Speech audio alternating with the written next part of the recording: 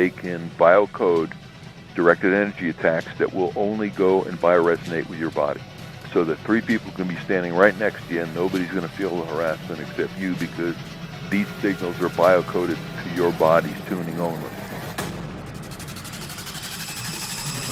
Then they can send down V2K, they can send down any symptom they want, because they're in full control of the bioresonance of your bioenergy.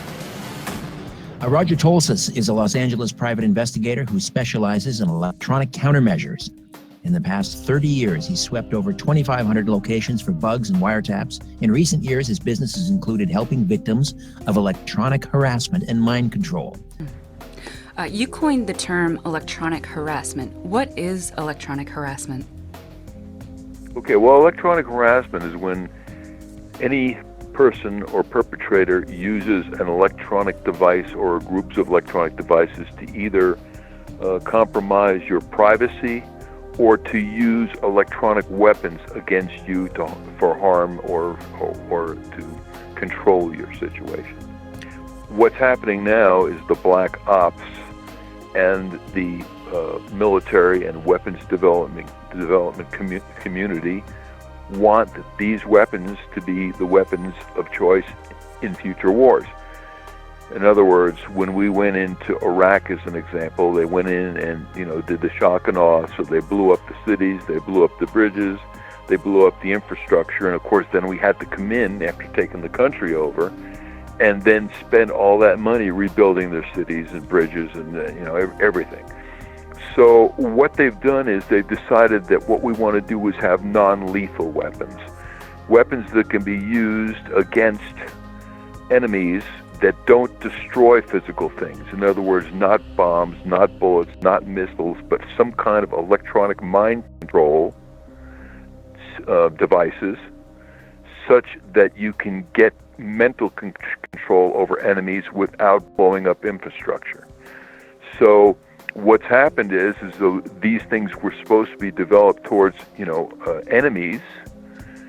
They've decided that, in most cases, we're going to have to gain mind control over the general populations that are not warring with us. So what they've done is they put laws in place that allows the Department of Defense and the subcontractors to do mind control experiments on the general population in development of these weapons. So anybody who gets on the bad side of the government could end up being a lab guinea pig. And how is that legal? How can they use tax dollars for, they're going towards these things and they use them to spy or harass others?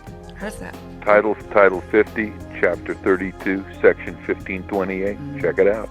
Is this getting worse, this problem? Are you getting more and more people coming to you as the months and years go by? Well, I get between 6 and 10 calls a day from people, brand new calls a day from people that are suffering from electromagnetic attacks and other kinds of covert activity against themselves. And of course, I get emails from all over the world. Almost every country in the world has a similar problem going on. And so as long as you're within reach of satellites and other kinds of cell tower transmissions, you're within a keystroke of being harassed.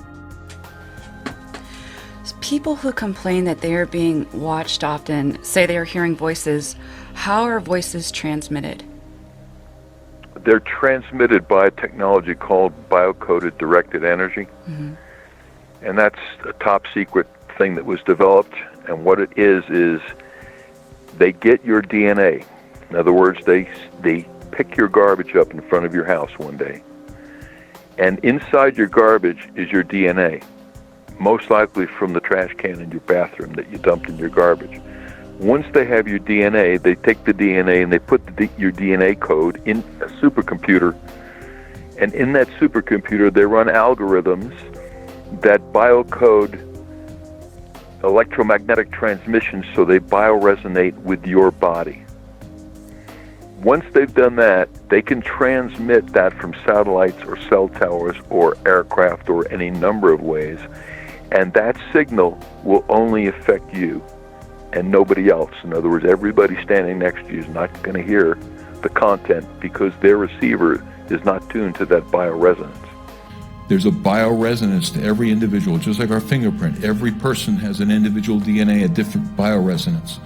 And so the original Stockland patent is on my website, where Stockland was able to go voice to skull with pulse transmissions in 92. And then after the rest of the development went black ops. We don't really know what happened after that. We knew we could put voices in to group people's heads. What they did, and I know from the Russian translation from Cheryl Welsh, from reading all her translated psychotronic stuff from Russia, that they figured out how to biocode these microwaves so that it can attack specific individuals. They basically analyze your DNA, and they then use supercomputers to encode the signals. So just think of it this way. It's kind of like, let's say you have a cell phone and I have a cell phone, and they're the exact same model cell phone. Let's say it's, an LG cell phone, and you and I have the exact same ones, except your phone's programmed to your phone number and mine is programmed to my phone number. And as those cell phones sit there, they listen to the control channel of the nearest tower. And the control channel is sending out codes so that if somebody wants to call you and they ring your number, and that tower will then put out your phone number on the control channel. And once your cell phone sees that control channel number, it wakes up because it recognizes that that's the number that it's associated with, and it sends a signal back to the tower saying, "I'm over here. Send the call through." So it's the encoding that's coming off on a microwave link that causes different phones to come alive based on their coding. So the biocoded directed energy is the same thing, except instead of phones, we got human bodies. What is the worst case that you've ever worked on where you saw this? What exactly was it like for this person? Most people consider themselves to be in hell, especially the ones that are getting voices that are instructing them to do things. A lot of times, most of the times, the voices are just demeaning, and they're attempting to shut the person off from their normal life flow and their normal friends and family, that kind of thing. But then the really serious cases are where the voices are instructing them to do destructive things. It can just escalate into being worse. What ways how do you block it? Like, say if you're in your house, how do you block that from coming in, the waves and stuff? Yeah, we block it with an electrostatic active shield system that generates it's kind of like a jammer. Mm-hmm. It just blocks incoming electromagnetic fields so that, you're able to, once you're inside this particular device, you're able to stop it. Are there a lot of people like you out there that can help others if they're having this issue? No. So if this is happening to them, what do you do? Like, where do you go? Well, who do you turn to? We have a test protocol where people that are being electronically harassed, where the harassment travels with them, they come to us and we put them through a test protocol. And the test protocol has to do with scanning them to see if they have microchip implants. It has to do with using spectrum analyzers to analyze what kind of electromagnetic attacks are taking place. It has to do with putting them inside different kinds of shielding systems to see what blocks the problem that they're having. Mm-hmm. And so that's the way we handle it with that particular test protocol. Do you do this all over the country, or do you have to be just in your area? We do travel all over the country, but lately we have people come to us just because we're so overloaded. We have a question from YouTube. They want to know if this is affordable to the everyday person. Yeah, the shielding runs about $1,500. Okay. What about the test protocol?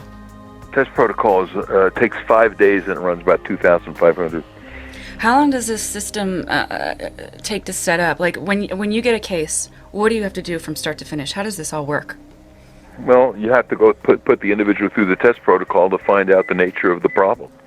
When we do test protocols, we interview the individual, find out what it is that's bothering them, and attempt to use our test equipment to find out what it is. So in some cases, it's that they're directly being harassed intentionally, and in other cases, they are in environments that are electromagnetically unhealthy, and they're suffering the symptoms of electrical hypersensitivity. Now, you're an expert in this area.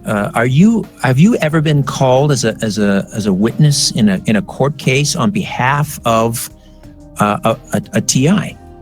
Okay, the first thing you have to understand is that any TI that's ever taken a case against the government or the government subcontractors have had their case dismissed under national security. There's not been one single case that I know of that didn't get dismissed in that manner. And that was the judge's ruling? This is a matter of national security? Well, what happens is the agency that you're suing, let's say you're suing the CIA, you're suing the FBI, or some black ops agency, and or their subcontractors, and they will step in and tell the judge that it's a matter of national security and they need it dismissed, and they just rubber stamp that. They just dismiss it.